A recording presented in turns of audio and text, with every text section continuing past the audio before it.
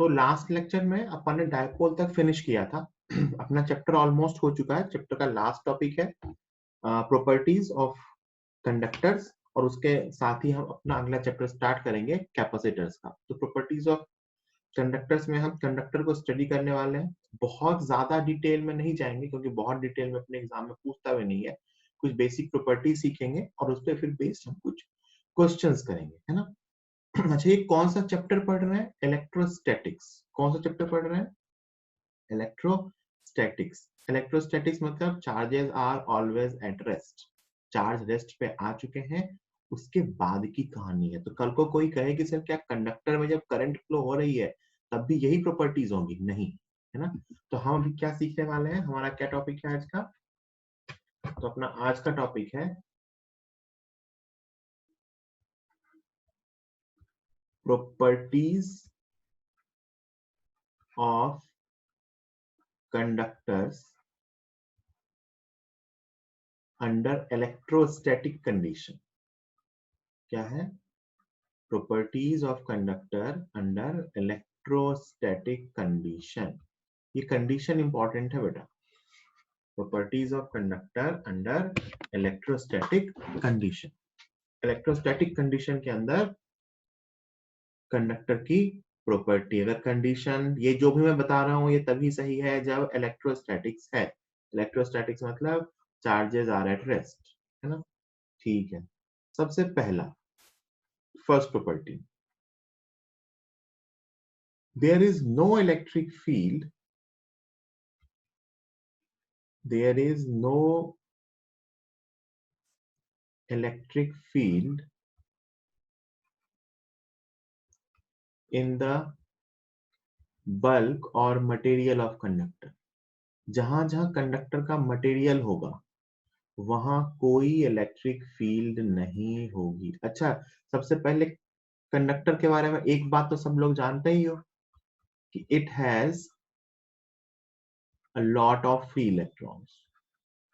इसके पास खूब सारे फ्री इलेक्ट्रॉन्स होते हैं। फ्री इलेक्ट्रॉन्स का मतलब वो पूरे कंडक्टर में फ्रीली घूम सकते हैं, ठीक है।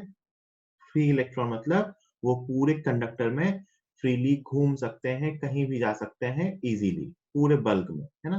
तो पहला कहता है कि there is no electric field in the bulk और मटेरियल ऑफ द कंडक्टर। मतलब अगर मान लो कोई सॉलिड कंडक्टर है तो इसके अंदर हर जगह इलेक्ट्रिक फील्ड क्या होगी? जीरो। और अगर मान लो कोई ऐसा हॉलो कंडक्टर है ना, इसका भी बल्क कहाँ होगा? तो बल्क वो पार्ट होगा जहां मटेरियल है ना, कंडक्टर का अंदर कैविटी की बात अभी नहीं कर रहे। यहाँ इलेक्ट्रिक फील्ड जीरो होगी। यहाँ जीरो होगी या नहीं होगी इसकी बात अभी आगे करेंगे, लेकिन यहाँ इलेक्ट्रिक फील्ड जीरो होगी। इस पूरे मटेरियल में इलेक्ट्रिक फील्ड क्या होगी? Zero. This is the first property, है ना। फर्स्ट प्रॉपर्टी अपन ने क्या सीखा कि there is no electric field inside the bulk of the conductor. Second property, surface पे जो फील्ड होती है, इलेक्ट्रिक फील्ड इज परपेंडिकुलर, ये मैंने पहले बताया भी है, at the surface of conductor. जहां भी इसकी सरफेस पे इलेक्ट्रिक फील्ड होगी वो इसके सरफेस के परपेंडिकुलर होगी। इट मींस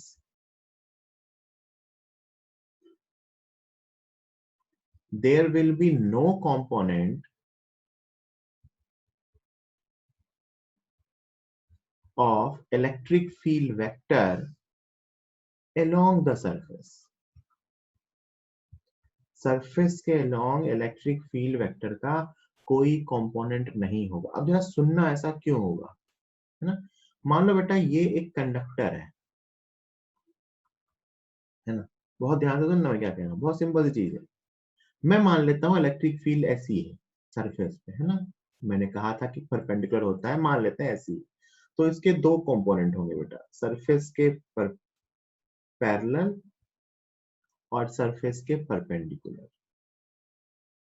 है ना। इसके दो कंपोनेंट हो गए, सरफेस के पैरेलल, सरफेस के परपेंडिकुलर। अब ध्यान से सुनना, जो कंपोनेंट सरफेस के परपेंडिकुलर है, ये तो चार्ज पार्टिकल्स को बाहर लेके जाना चाहेगा। अच्छा, चार्ज पार्टिकल गोले से बाहर तो नहीं जा सकते, है ना? गोले गोले पे ही रहेंगे। लेकिन ये जो कंपोनेंट है, पैरेलल कंपोनेंट, ये चाहेगा कि जो फ्री चार्जेस है या फ्री इलेक्ट्रॉन्स है, इसको कंडक्टर की सरफेस पे मूव कराए। सुनना, इलेक्ट्रिक फील्ड का जो कंपोनेंट सरफेस के परपेंडिकुलर है, उसकी टेंडेंसी है उस चार्ज को सरफेस से बाहर ले जाना, है ना? वो बाहर लेके चार्ज को बाहर लेके जाना चाहता है। इसलिए मैंने ये भी कहा था कि चार्ज कहाँ रहता है? आउटर सरफेस में। और फील्ड का जो कंपोनेंट सरफेस के पैरेलल है, वो क्या चाहेगा? चार्ज पार्टिकल्स को सरफेस के अलोंग मूव कराना। और सरफेस के अलोंग मूव नहीं हो सकता क्योंकि इलेक्ट्रोस्टैटिक कंडीशन है। भाई बाहर तो जा नहीं सकता, तो जो ई परपेंडिकुलर है वो तो मूव नहीं कराएगा। मतलब सरफेस पे बिल्कुल बाउंड्री पे जो बाहर का कंपोनेंट है वो उसको बाहर तो लेके जाएगा नहीं। अब बचा सरफेस के अलोंग कंपोनेंट। तो जो सरफेस के अलोंग कंपोनेंट बचेगा, वो चार्ज पार्टिकल को सरफेस पे मूव करा सकता है। और ऐसा नहीं हो सकता क्योंकि हम कौन सी कंडीशन को स्टडी कर रहे हैं? Electrostatic condition. इसीलिए ये नहीं हो सकता। क्यों? क्योंकि electrostatic condition, under electrostatic condition. तो कहते हैं दो चीजें कि कंडक्टर के बल्क में कोई इलेक्ट्रिक फील्ड नहीं होती है, पहली प्रॉपर्टी। दूसरी प्रॉपर्टी, कंडक्टर के सरफेस पे जो फील्ड होती है वो कंडक्टर की सरफेस के परपेंडिकुलर होती है। मतलब सरफेस के अलोंग इलेक्ट्रिक फील्ड का कोई कंपोनेंट नहीं होता। और मैं सरफेस कह रहा हूं, ये हर तरह की कंडक्टर के लिए सही है। प्लेन, इरेगुलर, है ना, स्फेरिकल। एक आप बाहर की सरफेस पे भी अगर अंदर की सरफेस पे फील्ड हुई तो वहां भी, है ना, हो सकता है अंदर फील्ड हो, ऐसे कोई कैविटी हो और उसके अंदर फील्ड हो, तो वहां भी जो अंदर की सरफेस पे फील्ड लाइन होगी वो सरफेस के परपेंडिकुलर होगी। चाहे उस सरफेस से फील्ड लाइन ओरिजिनेट हो रही हो, चाहे उस सरफेस पे फील्ड लाइन टर्मिनेट हो रही हो, सरफेस से फील्ड लाइन परपेंडिकुलरली निकलेगी और उस पे परपेंडिकुलरली ही एंटर होगी। जल्दी से इस बात को लिखिए 30 सेकेंड।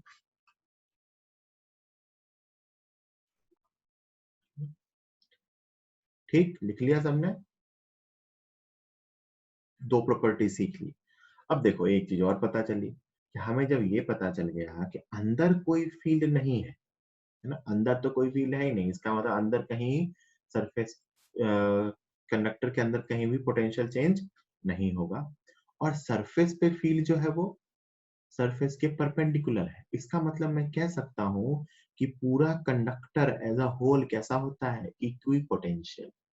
पूरा कंडक्टर कैसा होता है? Equi potential. पूरा मतलब कंप्लीट, जहां जहां कंडक्टर है ना, conductor is equi potential. Conductor is equi potential. पूरा कंडक्टर कैसा होता है? Equi potential. इसका मतलब हर पॉइंट का पोटेंशियल सेम होता है। इस पे बेस्ड कुछ अच्छे क्वेश्चंस बनते हैं। सुनना, जैसे मान लो मैं इस कंडक्टर को चार्ज दे दूं, सॉलिड कंडक्टर ना, चार्ज सरफेस पे रहता है बाहर, है ना। या मान लो एक दूसरा एग्जांपल और ले लो कि मैं एक इस शेप का कंडक्टर ले लूं, है ना, इसको चार्ज दे दूं। ठीक, इक्वी पोटेंशियल होता है भाई। अब मैं इस पे कुछ पॉइंट सेलेक्ट कर रहा हूँ। ए पॉइंट सरफेस पे है, बी पॉइंट यहाँ है, सी पॉइंट सेंटर पे है, डी पॉइंट यहाँ है। इस पे चार्ज डिस्ट्रीब्यूशन यूनिफॉर्म नहीं होगा, फिर भी ए यहाँ है, बी यहाँ है, सी यहाँ है, डी यहाँ है। सब केसेस में V A equal to V B equal to V C equal to V D होगा। मतलब जितना सरफेस का पोटेंशियल उतना ही अंदर का पोटेंशियल हर पॉइंट का। क्यों? क्योंकि कंडक्टर कैसा होता है? Equipotential. The surface of conductor ही नहीं बल्कि पूरा कंडक्टर एज ए होल कैसा होता है? Equi potential. कल को मान लो मैं एक कैविटी वाला कंडक्टर बना दूं, ध्यान से सुनना, मैं एक कैविटी वाला कंडक्टर बना दूं ऐसा, है ना, और यहाँ पे इसको चार्ज दो, तो भी क्या होगा? सेम चीज। एक पॉइंट यहाँ, एक पॉइंट यहाँ, एक पॉइंट यहाँ, अंदर वाले पॉइंट के बारे में नहीं कहूंगा, क्योंकि क्या वो अंदर वाला पॉइंट कंडक्टर के ऊपर है? नहीं, वो कैविटी के अंदर है। तो जो जो इसके बल्क में मटेरियल है ना, जहां जहां कंडक्टर का मटेरियल है, ए बी सी डी, अभी मैं ये कह सकता हूँ अंदर वाले पॉइंट पे होगा या नहीं होगा, वो मैं इस प्रॉपर्टी से नहीं कहूंगा बेटा, लेकिन इस पॉइंट पे, इन जो पॉइंट्स मैंने ड्रॉ किए हैं ए बी सी डी, ये पॉइंट तो इक्विपोटेंशियल होंगे। कल को मान लो ऐसा क्वेश्चन भी आ सकता है आपके सामने कि आपने ना एक कंडक्टर को चार्ज दिया है ना, और बाहर आपने एक पॉइंट चार्ज और रख दिया है ना, तो आप जानते हो, या मान लो न्यूट्रल था कंडक्टर, तो आप जानते हो इस पे चार्जेस इंड्यूस होंगे, इस पे चार्जेस क्या होंगे? इंड्यूस होंगे, है ना, एक्सटर्नल चार्ज,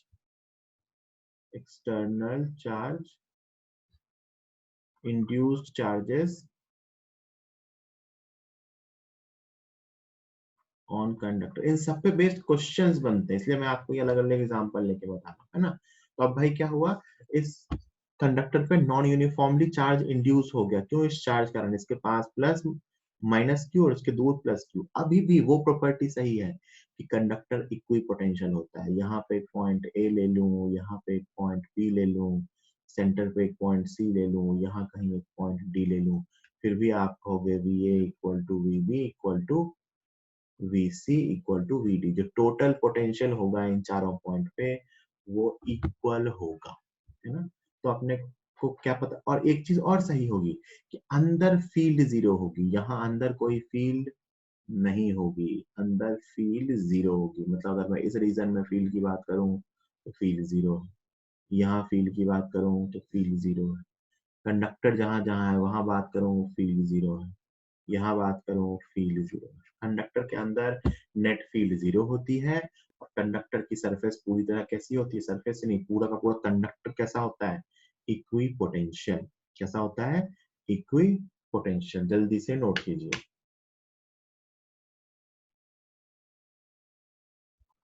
अगली प्रॉपर्टी, ये प्रॉपर्टी क्या थी? देखो चीजें रिलेटेड है, और रिलेटेड का स्टार्ट कहां से हुआ है कि अपन क्या पढ़ रहे हैं? इलेक्ट्रोस्टैटिक कंडीशन, मतलब चार्जेस की मोशन नहीं हो रही।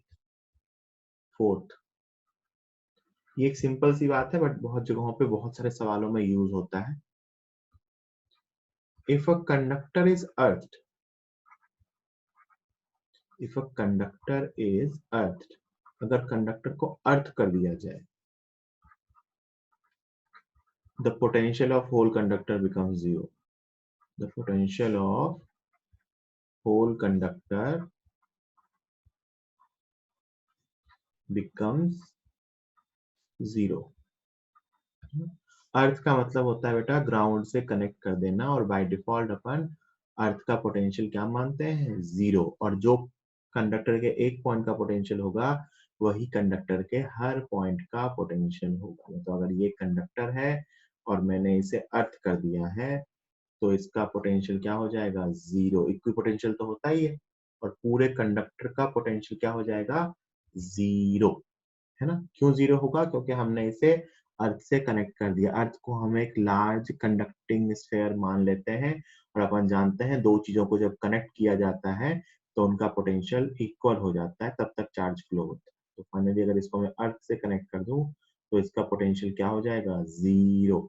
हमेशा किसी भी चीज को अर्थ किया जाएगा, मैं ये नहीं कह रहा कि किसी चीज को अर्थ करेंगे तो उसका चार्ज जीरो हो जाएगा, ऐसा कुछ नहीं कह रहा।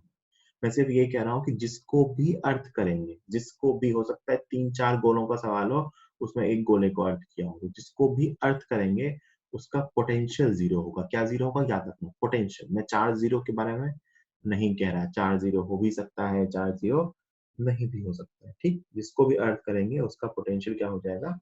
जीरो। अर्थ और ग्राउंडेड कहते हैं इसको, ठीक। चलो अगला point,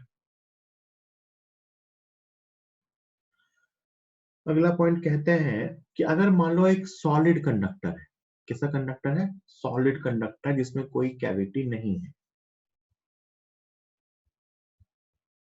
for a solid conductor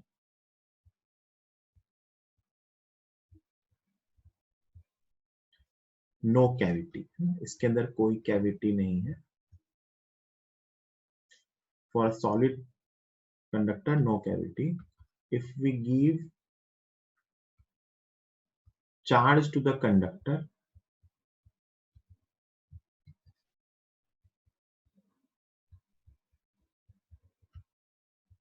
it comes on the outer surface. It comes on the outer surface. ये कहाँ जाता है? आउटर सरफेस पे. लेकिन कैसे कंडक्टर में? सॉलिड, पूरा का पूरा सॉलिड हो और अंदर कोई कैविटी ना हो. कैविटी होगी तो क्या होगा ये अपन अभी डिस्कस करेंगे. अभी हम क्या बात कर रहे हैं? कैविटी ना हो, है ना बेटा. बहुत कंसेप्चुअल टॉपिक है, इसमें कैलकुलेशन और न्यूमेरिकल बहुत ज्यादा नहीं होते. कंसेप्ट समझना इंपॉर्टेंट है, इसमें ध्यान रखना. फॉर अ सॉलिड कंडक्टर जिसके अंदर कैविटी ना हो, उसको हम जो भी चार्ज देंगे वो पूरा का पूरा चार्ज कहाँ जाएगा? सरफेस पे. वो सॉलिड कैसा भी हो सकता है. इसको अगर मैं चार्ज दे दूंगा तो वो चार्ज कहाँ जाएगा?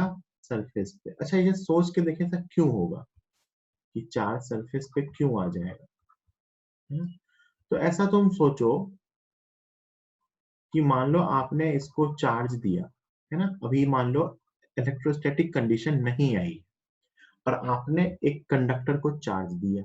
तो कंडक्टर के पास क्या है? खूब सारे फ्री इलेक्ट्रॉन. ये चार्जेस अंदर फ्रीली मूव हो सकते हैं.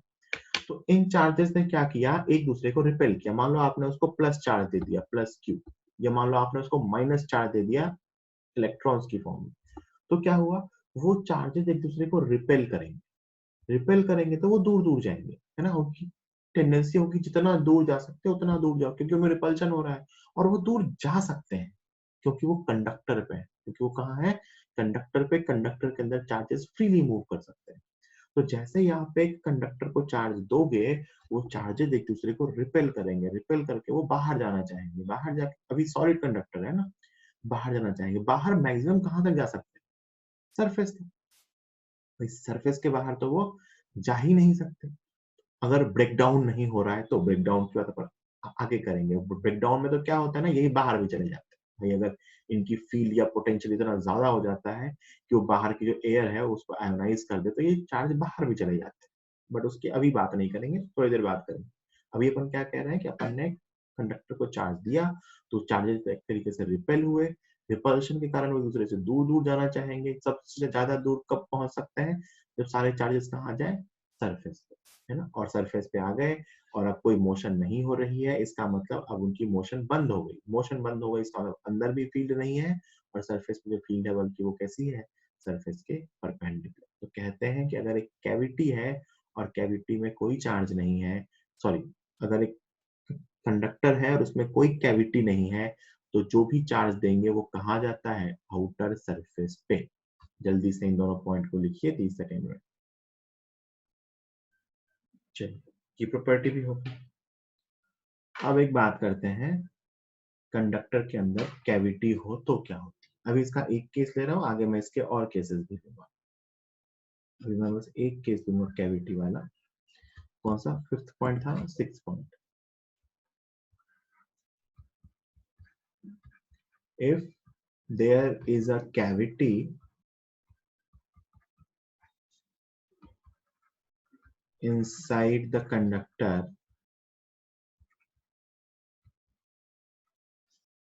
and there is no charge inside the cavity. क्या है ये बात? कि अगर कंडक्टर के अंदर एक कैविटी हो और कैविटी के अंदर कोई चार्ज नहीं हो, हम कोई चार्ज कैविटी के अंदर ना रखें, then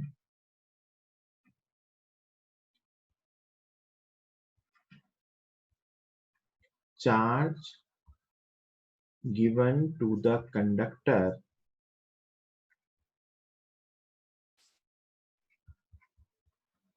appears on the outer surface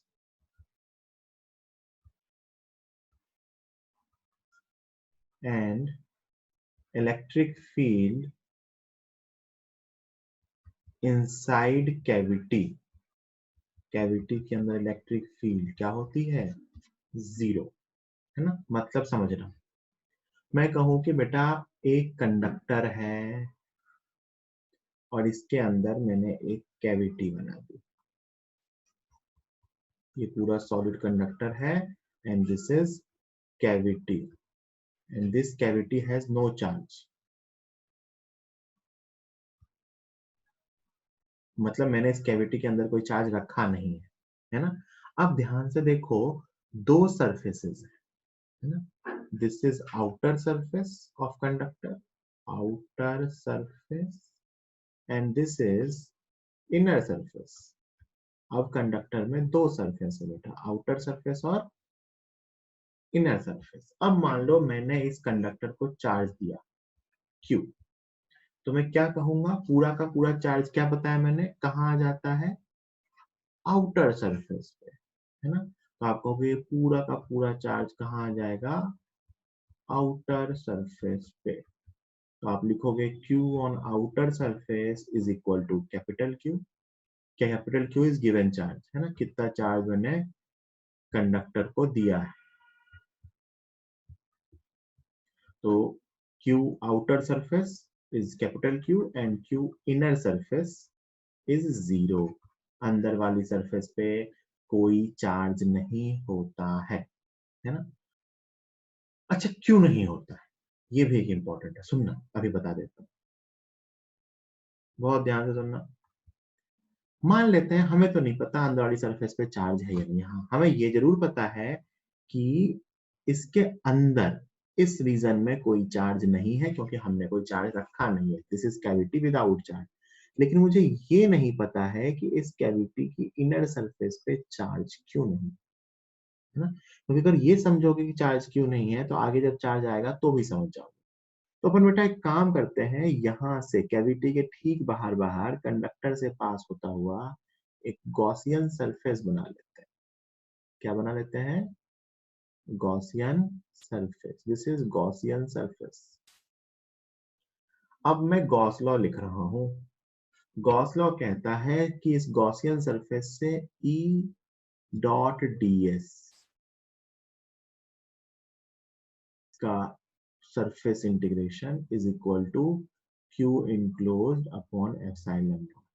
अब आप बहुत ध्यान से देखना कि इस गॉसियन सरफेस पे जो भी पॉइंट्स हैं वो मैंने गॉसियन सरफेस सेलेक्ट ऐसी की है कि पूरी की पूरी गॉसियन सरफेस कंडक्टर के अंदर है, तो इन हर पॉइंट्स पे फील्ड जीरो है। मैंने ये जो गॉसियन सरफेस सेलेक्ट की है ना, इस पे हर पॉइंट पे फील्ड जीरो है ना। तो ये जो पूरी की पूरी टर्म बनेगी ये जीरो बनेगी। क्यों जीरो है, क्योंकि इस इंटीग्रेशन के लिए मैंने उस गॉसियन सरफेस पे जो भी पॉइंट सेलेक्ट किया है उस हर पॉइंट पे फील्ड कितनी है, जीरो।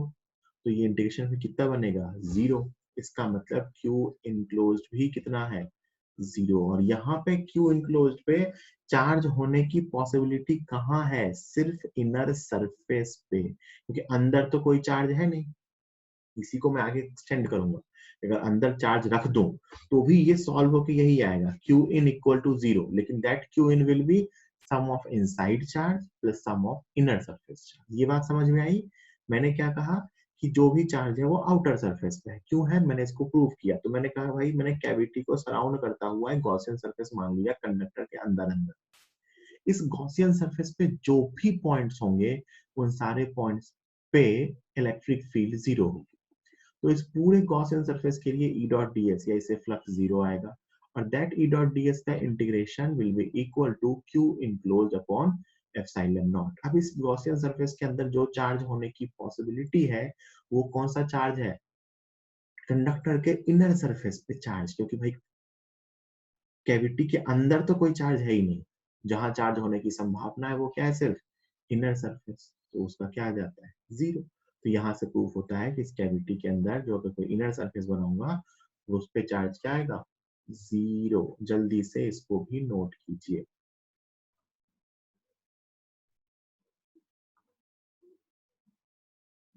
तो ये प्रॉपर्टी क्या कहती है कि अगर एक कंडक्टर के अंदर एक कैविटी हो और उस कैविटी में कोई चार्ज ना हो, मतलब वो कैविटी चार्जलेस हो, तो उस कैविटी के इनर सरफेस पे कोई चार्ज नहीं आता है, या मैं कहूँ तो कंडक्टर के इनर सरफेस पे कोई चार्ज नहीं आता है। जो भी चार्ज आता है वो सिर्फ कंडक्टर की आउटर सरफेस पे आता है। ठीक है, और इसको मैंने गॉस लॉ से जस्टिफाई भी कर दिया। इसको यूज करते हैं बेटा, एक फेनोमेना इस पे बेस्ड है, that is known as electrostatic shielding. क्या होती है? Electrostatic shielding. इलेक्ट्रोस्टैटिक शील्डिंग का मतलब है कि अगर कोई कंडक्टर हो और इसके अंदर एक कैविटी हो, है ना, और इस कैविटी में कोई चार्ज ना हो, है ना, चार्जलेस कैविटी, चार्जलेस कैविटी, तो आप बाहर फील्ड में कुछ भी चेंज कर लो, बाहर जहां जो चेंज करना है चेंज कर लो, इस कैविटी के अंदर इलेक्ट्रिक फील्ड जीरो होती है। आप मान लो इसको एक्सटर्नल इलेक्ट्रिक फील्ड में भी रख दो ना, वाले फील्ड लाइंस इस पे जैसे भी आ रही होंगी, जैसे भी जा रही होंगी, एक्सटर्नल इलेक्ट्रिक फील्ड में रख दो, field inside electric field inside cavity is equal to zero. आप इसको एक्सटर्नल फील्ड में रख दो, कैविटी के अंदर फील्ड हमेशा क्या होगी? जीरो, क्योंकि कैविटी के अंदर कोई चार्ज नहीं है। तो as long as there is no charge inside the cavity, the electric field inside the cavity is zero. ये भी कब? If no charge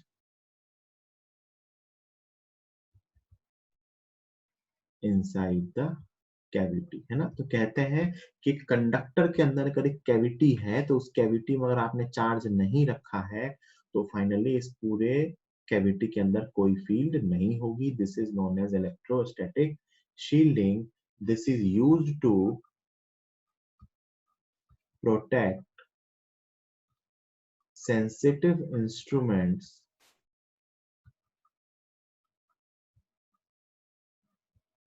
from electric field.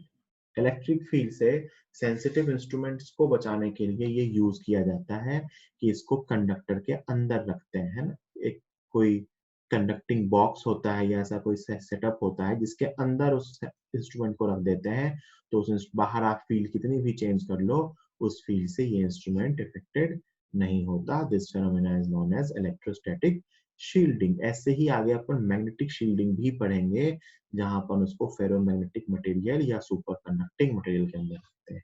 ठीक है, जल्दी लिखिए।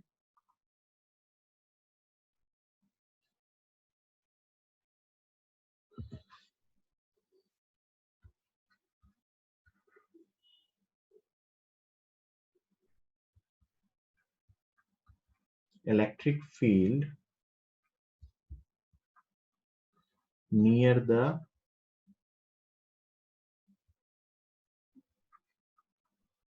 surface of conductor is sigma upon epsilon naught n cap। Electric field vector near the surface of conductor कितना होता है? Sigma upon epsilon naught N cap, where sigma is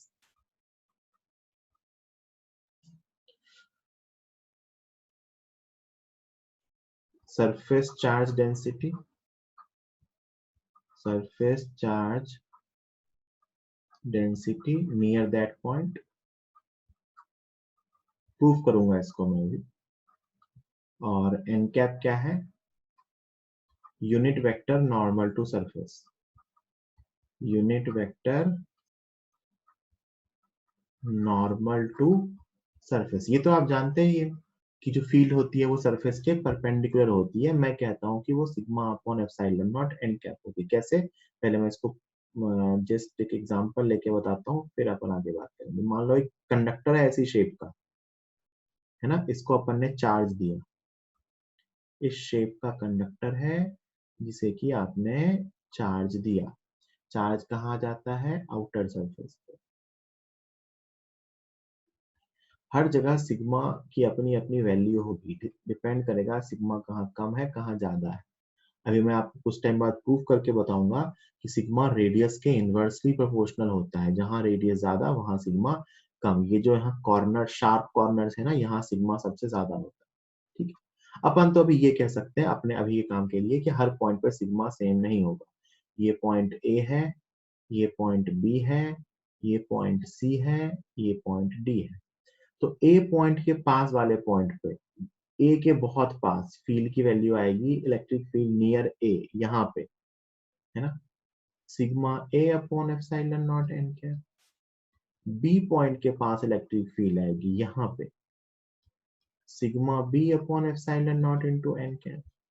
C point के पास electric field, C वाले point के बिल्कुल पास, sigma C upon epsilon naught N cap. और डी वाले बहुत, ये पॉइंट डी है ना बेटा, is equal to sigma D upon epsilon naught into N cap, है ना। जिस पॉइंट के पास फील्ड निकाल रहे हैं, ए के पास निकालेंगे तो ए पॉइंट के पास का सिग्मा, बी के पास निकालेंगे तो बी के जगह का सिग्मा, सी का निकालेंगे तो सी के जगह का, डी का निकालेंगे तो डी के जगह का। जिस जगह की फील्ड लिख रहे हैं वहां का सिग्मा अपॉन एप्सिलॉन। अब ये हुआ कैसे, ये प्रूफ कैसे करें, तो अभी प्रूफ कर लेते हैं, है ना। देखना ध्यान से, मान लो ये कंडक्टर है ना, इसको आपने चार्ज दे दिया, सिग्मा इसका नॉन यूनिफॉर्म होगा क्योंकि इस सरफेस भी नॉन यूनिफॉर्म है। मुझे ना इस पॉइंट के पास फील्ड बतानी है, तो मैं क्या करता हूँ बेटा, ध्यान से देखना, बहुत सिंपल सा प्रूफ है। मैं एक गॉसियन सरफेस मान लेता हूँ ऐसी, ये गॉसियन सरफेस है, गॉसियन सिलेंडर है एक्चुअली, है ना। इसका इतना सा पार्ट इसके अंदर है ना। ये जो सरफेस है, ये वाला पार्ट, ये इनसाइड है और ये आउटसाइड, है ना। ये एरिया जो है, ये एरिया डी है। अब देखो मैं क्या लिख रहा हूँ, flux equal to Q upon epsilon naught, है ना। बेटा इस गॉसियन सिलेंडर से फ्लक्स क्या लिखोगे, यहाँ पे फील्ड परपेंडिकुलर है, ये तो जानते हो, तो इसको लिखोगे E इंटू ए, या उसको लिखो तो E इंटू डी ए। अंदर वाले सरफेस से फ्लक्स जीरो होगा क्योंकि अंदर फील्ड ही जीरो, यहाँ पे फील्ड कितनी है, जीरो, और वहां पे फील्ड कैसी है, सरफेस के परपेंडिकुलर। तो यहाँ क्या बना, E into D A equal to sigma upon Q upon epsilon naught. इस सिलेंडर के अंदर चार्ज कितना है, तो इस जगह की सरफेस चार्ज डेंसिटी अगर सिग्मा है तो इसके चार्ज को सिग्मा इंटू डी ए लिखेंगे अपॉन एप्सिलॉन नॉट। डी ए से डी ए कैंसिल हुआ, तो उस पॉइंट पे इलेक्ट्रिक फील्ड कितनी आ गई, sigma upon epsilon not.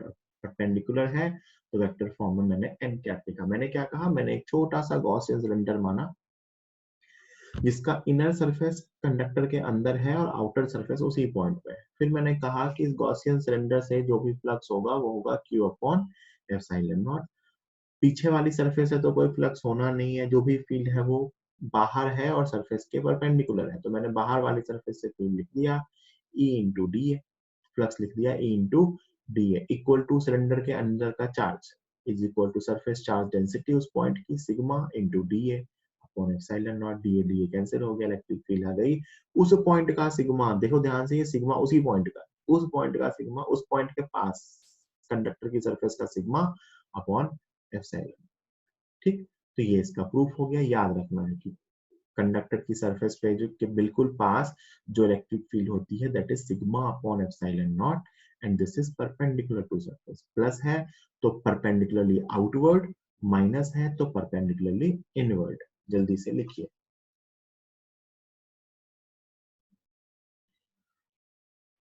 I hope लिख लिया होगा आपने।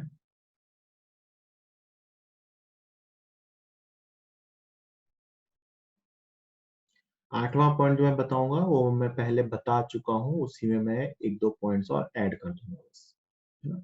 8वां पॉइंट अपन पहले डिस्कस कर चुके हैं एक बार कहीं पीछे, ठीक है।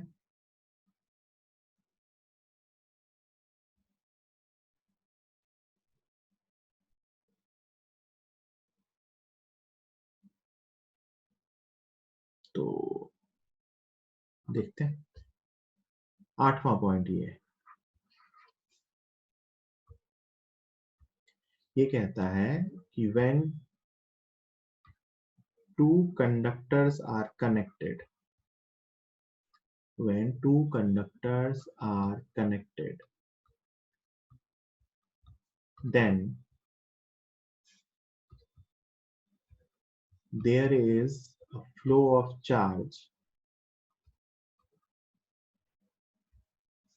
till potential of both the conductors become equal.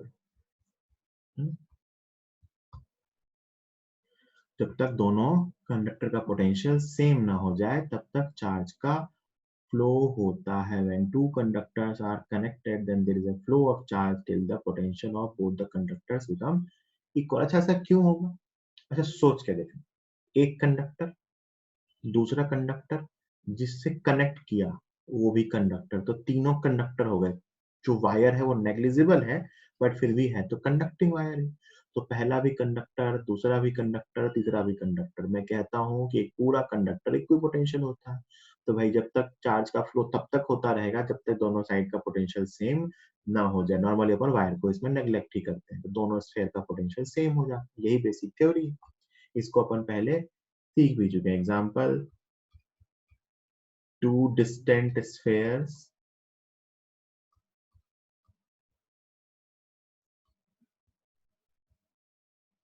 connected by a wire. दो डिस्टेंट स्फेयर्स को अगर मैं वायर से कनेक्ट कर दूं, ये एग्जांपल मैं पहले करवा चुका हूं.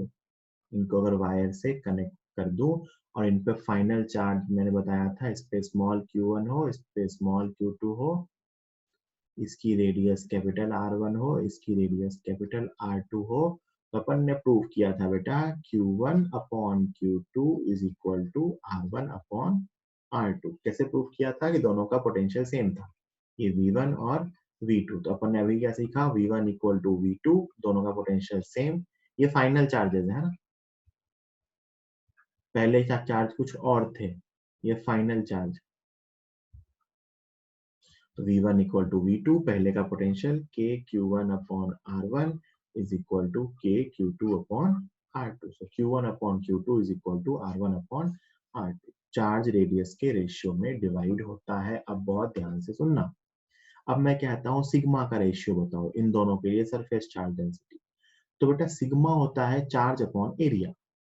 तो आप लिखोगे सिग्मा 1 अपॉन सिग्मा 2 इनके लिए surface charge density is equal to Q1 upon 4 pi R1 square upon Q2 upon 4 pi R2 square.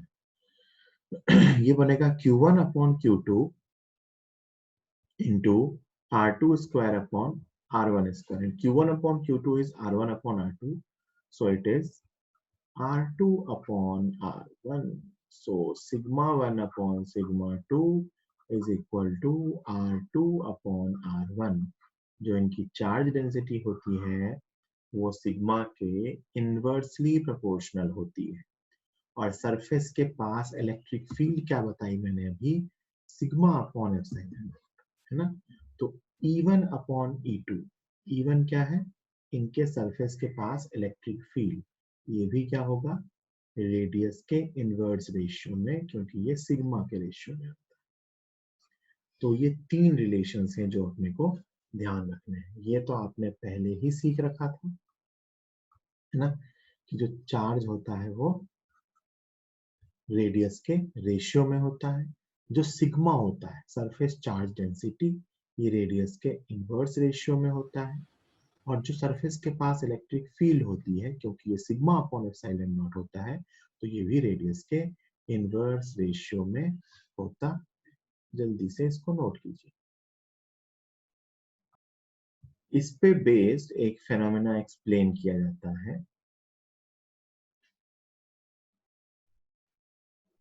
10 second और रुक जाता हूँ, कोई लिख रहा हो तो जीवन में लिख लेगा.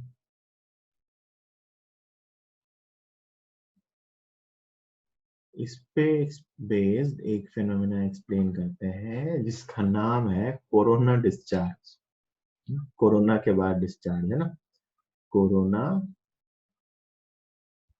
डिस्चार्ज, कोरोना के बाद डिस्चार्ज होना. अभी तक इस लास्ट ईयर तक जब मैं टॉपिक इसे पढ़ाता था तो इस बात का बहुत मतलब नहीं होता था, बट अब ये सिग्निफिकेंट बात है. है ना। तो सुनो क्या होता है, अगर एक कंडक्टर ऐसा अनइवन शेप का हो, है ना, ये कंडक्टर है ना, ये अनइवन शेप का है, इसका शेप कोई प्योर स्फेरिकल नहीं है, तो इस पे जो हर जगह पे जो सरफेस चार्ज डेंसिटी होगी वो डिफरेंट डिफरेंट है ना, क्योंकि हर जगह की रेडियस अलग अलग। आपने अभी जस्ट सीखा है कि sigma is inversely proportional to radius है ना, या रेडियस ऑफ कर्वेचर कह लो तो, रेडियस ऑफ कर्वेचर। अगर मैं कुछ पॉइंट्स के नाम दूं बेटा, ए, बी, सी और डी, है ना, तो आप कहोगे radius of curvature of D is greater than radius of curvature of B, is greater than radius of curvature of A, is greater than radius of curvature of C.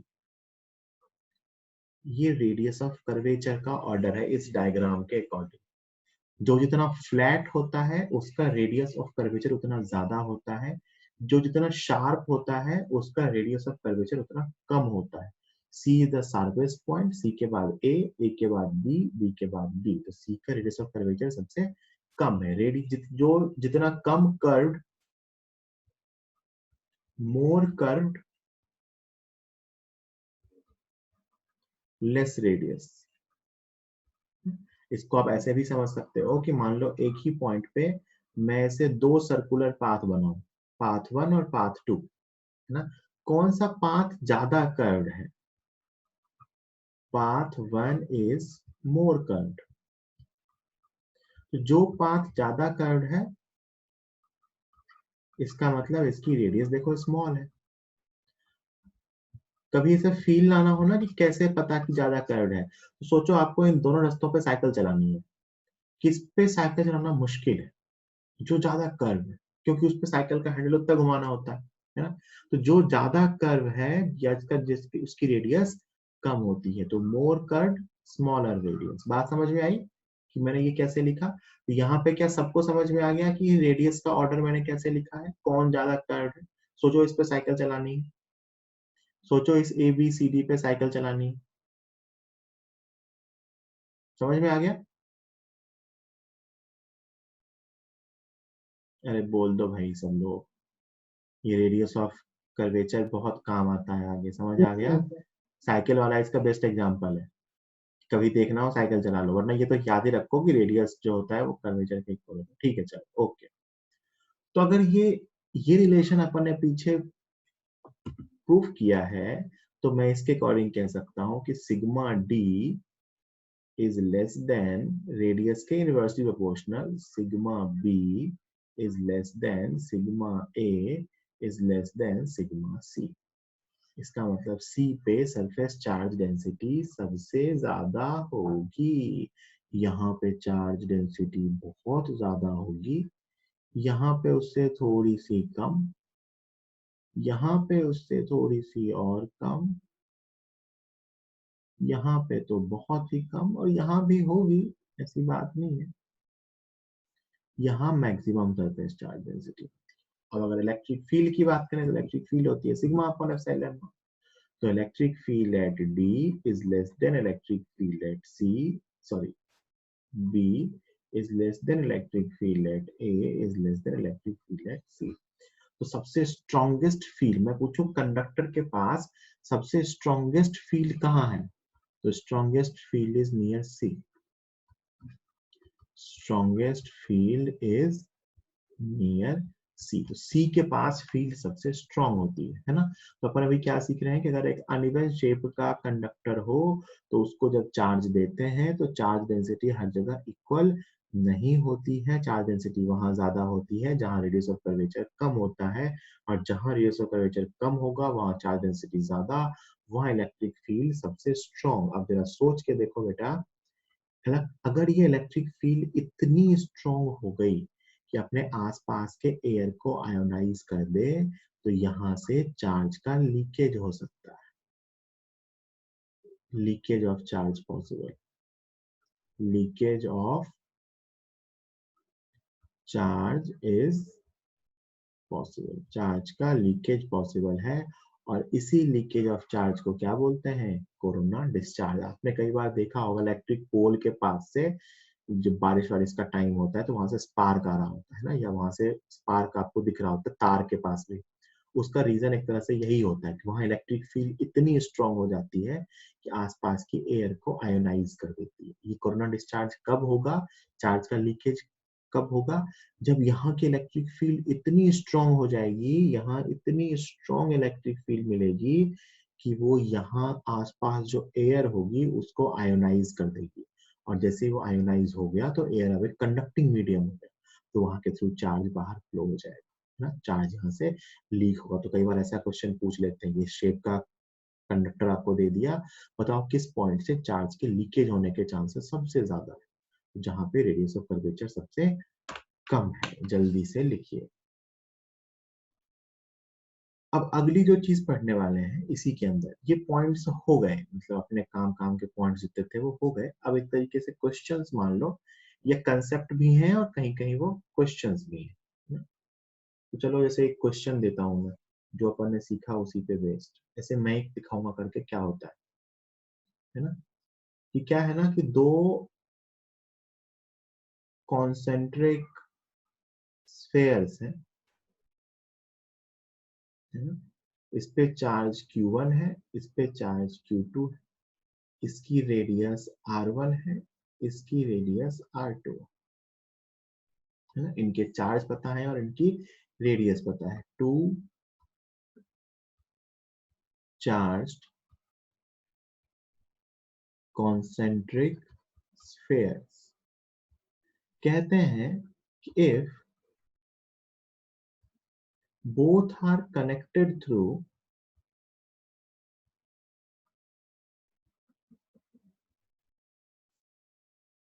a conducting wire,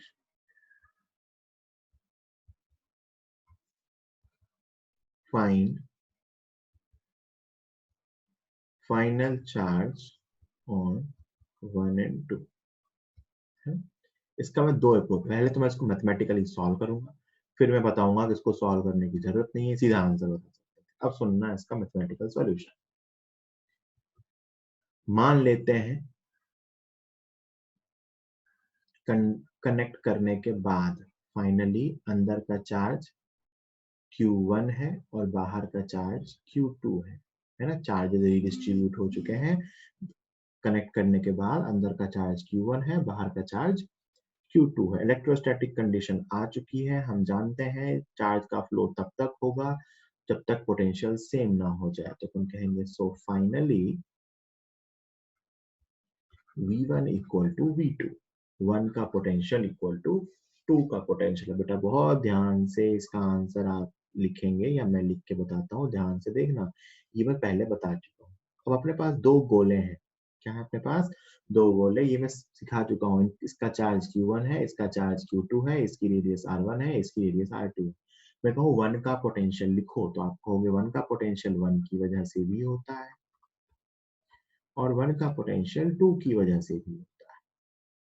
वैसे ही 2 का potential 1 की वजह से भी होता है और 2 का पोटेंशियल 2 की वजह से भी होता है ना। ये मैंने आपको लिखना सिखाया है, 1 और 2 का potential.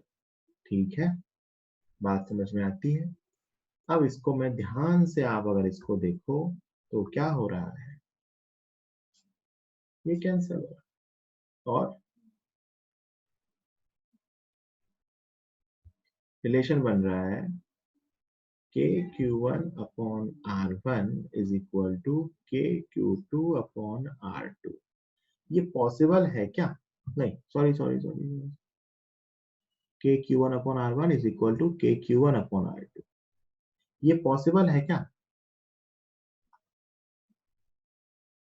KQ1 upon R1 equal to KQ1 upon R2, और R1 तो R2 के इक्वल नहीं है, ये तो मुझे पता है। R1 तो R2 के इक्वल नहीं है, ये तो मुझे पता है, डायग्राम में मुझे कह रखा है कि R1 R2 डिफरेंट है। क्या ये पॉसिबल है रिलेशन? मैं कहता हूं मैथमेटिकली सॉल्व हो गया है, बिल्कुल पॉसिबल है। ये बिल्कुल पॉसिबल है and it is possible only when Q1 is equal to 0। ये सिर्फ तभी पॉसिबल है जब Q1 0 हो जाए, क्योंकि R1 R2 तो इक्वल नहीं है भैया। तो ये तभी पॉसिबल है जब Q1 0 हो जाए। क्या सब लोग मेरी इस बात से सहमत हैं? Yes sir. इसके अलावा और कोई स्थिति पॉसिबल नहीं है। इसका मतलब अंदर वाली सरफेस पे चार्ज क्या हो गया? 0। क्या हो गया? 0। तो बाहर वाली स्फीयर पे चार्ज कितना आएगा? Q1 plus Q2। Charge conservation से लिख सकते हो। तो मैंने कहा कि जब इनको ऐसे वायर से कनेक्ट करेंगे तो फाइनली क्या होगा कि बाहर वाली सरफेस पे चार्ज हो जाएगा Q1 प्लस Q2 और अंदर वाली सरफेस पे चार्ज हो जाएगा 0। है ना? ये तो सॉल्व किया। अब भैया इसको सॉल्व करने की जरूरत नहीं थी, है ना? क्यों नहीं थी सुनना। मैं कहूंगा कि दो कंडक्टर थे, ठीक है, इनको कनेक्ट भी किससे किया? कंडक्टर से। तो पूरा सिस्टम क्या बन गया? कंडक्टर, अंदर conductor, inner sphere conductor, outer sphere conductor, तार भी कंडक्टर। कंडक्टर को जो भी चार्ज देते हैं वो कहाँ आ जाता है? आउटर सरफेस पे। कहाँ आ जाता है? आउटर सरफेस पे, क्योंकि अंदर जो ये कैविटी बनी थी वहां कोई चार्जेस नहीं थे। तो पूरा चार्ज कहाँ गया? आउटर सरफेस पे। देखो प्रूफ भी हो गया। पूरा चार्ज कहाँ गया? आउटर सरफेस पे, है ना? तो इसमें पूरा का पूरा चार्ज शिफ्ट होकर कहाँ जाएगा? बाहर। ठीक है, जल्दी से इसको नोट कीजिए। मैंने इसको मैथमेटिकली भी बता दिया, क्योंकि मैथमेटिकली इसलिए बताया क्योंकि आगे इस तरह के और क्वेश्चंस बनते हैं, उनमें अपने को ऐसे ही करना हो। जल्दी लिखिए।